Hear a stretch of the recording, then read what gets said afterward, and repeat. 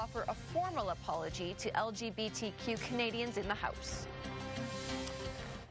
Thanks, Alicia. Although processed food is often thought of as unhealthy, there are some processed foods that offer excellent nutrition and make healthy eating easier. Registered nutritionist Andrea Hallwegner is here. Nice to see you. This is an exciting topic. You know, because it's kind of a dirty word, right? I know. Yeah. People think all processed foods are bad, but this is stuff that I want to talk about that's in the middle of your grocery store aisle that's awesome. Let's just start with defining processed food, because I think sometimes that some confusion can sort of lie in that. Well, pretty much a processed food is taking a simple food and then altering it either for taste or maybe to preserve it or to enhance flavor, of course, is what the food industry likes to do the most. Right. You've got kind of a line that you draw, though, where you've kind of made this ultra-processed food category up as well, and that's where you maybe want a little bit more leery?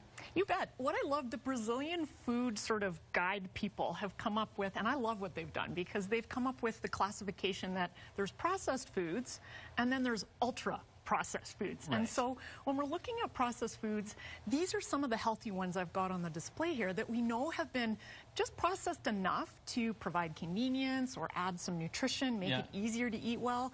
But by the same token, those ultra processed foods would be things like licorice, candy, and all sorts of very highly salted, highly sweetened types of things, maybe not so good. And you gave me a great sort of way of differentiating between the two. If I hand the bag to my 7-year-old and he can't pronounce a bunch of stuff on it, it's probably in that ultra-processed It's probably food. in that ultra-processed. Yeah, if your grandparents can recognize this as food, chances are we're moving in the right direction. And that's where lots of the categories of this stuff falls into. So let's start with breakfast. You've brought some great examples of processed food that are still in that breakfast cereal is a processed food. My goal is that you choose something that, you know, something like All Brand Buds has a bit of sugar added to it, but if we added none of it, no one would even eat it ever. Right. So again, the benefits of the nutrition there for the fiber, psyllium fiber for your heart is going to outweigh the cost. Something like this, I'd rather you buy this than something like mini wheats, because you could add just a little of your own sugar and control the amount you're adding there. That's a great point. This product I love, steel cut oats made in 3 minutes, phenomenal, awesome, whole food,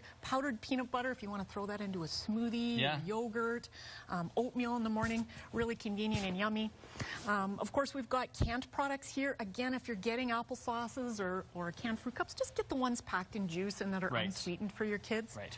Larabar's probably my favorite bar on the planet because the ingredients are dried fruit and nuts. And I've tried to make these things. Right. This is a very long-term, and it's an expensive product to make. I would just go for those. And so it's processed, but the reality is the ingredients are very easy to understand. You read that, you know exactly what's in it. It's just speeding up the process for you. You bet. Like if you were to make sun-dried tomatoes at home to put on a pizza, this would take hours.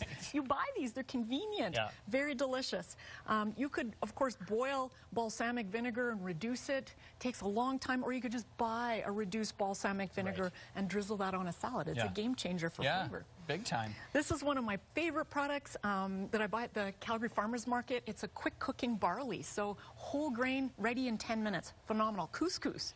Because some of these grains and rice, they take hours to make. Nobody has time for that. You bet. We're just about out of time, but I want to touch on canned goods, because we often get concerned about how much sodium we see in these things. So what can we do to make sure that we're kind of staying in sort of the healthy bounds with that? Yeah, I mean, first of all, when we look at canned beans and things, there's a lot coming out sodium-free, so those are great options. But keep in mind, even if it has a bit of sodium added, we're always over after the entire day, not just one food.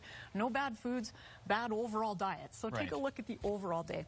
One product I wanted to point out, roasted red peppers. Phenomenal for pastas, pizzas, scrambled eggs. Again, you could make these or you could buy them. Very simply. And we looked at the ingredient list on that. I think it's 3 things. So great advice as always, Andrea Hallwegner. Appreciate you coming in. And for more information, you can head to healthstandnutrition.com.